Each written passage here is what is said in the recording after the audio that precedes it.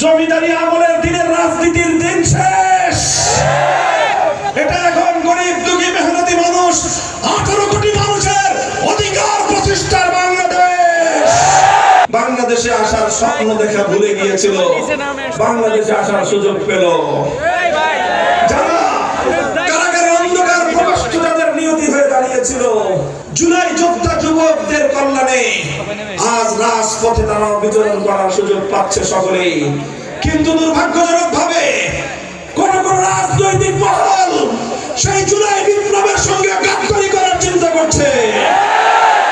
মনে রাখবেন, শহীদের রক্তের সঙ্গে যদি কেউ গাদ্দারি করে, যুদ্ধাহত জুলাই যোদ্ধাদের যদি তাদের ত্যাগ আর কোরবানির সাথে কেউ গাদ্দারি করে, মনে রাখবেন ইতিহাস তাদেরকে ক্ষমা করবে না। এতটুকু বলতে চাই, বাংলাদেশের প্রয়াত সাবেক প্রধানমন্ত্রী জননন্দিত নেত্রী বেগম খালেদা জিয়া আমাদেরকে বলেছিলেন যে আমরা আলেম ওলামা এবং ইসলাম পন্থীদের সঙ্গে কখনো শত্রুতা করব না। যদি আপনারা অগ্রসর হয়ে যান, আমাদের কাছ থেকে সহযোগিতা পাবেন, বিরোধিতা পাবেন না। তাই অন্তিম সময় পর্যন্ত আমরা বেগম জিয়াকে শ্রদ্ধা জানিয়েছি। দুর্ভাগ্য বলতে হয়, আজ সেই বেগম জিয়ার নাম নিয়ে যারা রাজনীতি করেন, তারা আলেম ওলামাদেরকে, ইসলাম পন্থীদেরকে হুমকির ভাষায় কথা বলেন।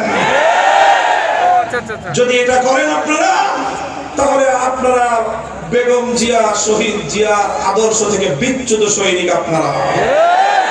আপনাদেরকে শুধু সতর্ক করে বলতে চাই, ইসলাম পন্থীদেরকে এদেশে ভাড়াটিয়া মনে করবেন না। খবরদার, এদেশে আলেম ওলামারা কচুরি পানার মতো ভেসে আসে না। এদেশের ইসলাম পন্থীরা তারা ভাড়াটিয়া থাকে না। হুমকি দিয়ে কথা বলবেন না, সম্মান দিতে শিখুন, মর্যাদা দিতে শিখুন। প্রত্যেক ব্যক্তিকে ইমাম, মুয়াজ্জিন, আলেম, শিক্ষক, মেটে, মজদুর, কুলি, কৃষক, শ্রমিক, মেহনতি মানুষ প্রত্যেককে যার যার স্বাধীন মতামত অনুযায়ী ভোটাধিকার প্রয়োগ করার স্বাধীনতা দিতে হবে। কাউকে যদি কেউ প্রভাব সৃষ্টি করার চেষ্টা করে, মনে রাখবেন পরিণাম ভালো হবে না। জনগণকে তাদের স্বাধীন মতামত ব্যক্ত করার ক্ষেত্রে যারাই প্রতিবন্ধকতা তৈরি করবে, বাংলার এই মাটি তাদেরকে বহন করবে না। বাংলাদেশে থাকতে পারবেন না আপনারা যদি এদেশের মানুষের সঙ্গে অসম্মানজনক আচরণ করেন। দেশের জনগণের সঙ্গে মালিক সুলভ আচরণ করবেন না। সেই জমিদারি আমলের রাজনীতির দিন শেষ। মনে রাখেন, জমিদারি আমলের দিনের রাজনীতির দিন শেষ। এটা এখন গরিব দুঃখী মেহনতি মানুষ 18 কোটি মানুষের অধিকার প্রতিষ্ঠার বাংলাদেশ। এই বাংলাদেশে শুধুমাত্র সেই রাজ পরিবারের রাজনীতি চলবে, আর সারা দেশের জনগণ তাদের প্রজা হিসেবে তাদের কামলা খাটবে।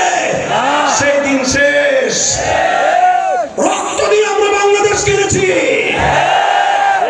বাংলাদেশের রাজনীতি থেকে আজ দুটি ভূত বিতাড়িত করতে হবে।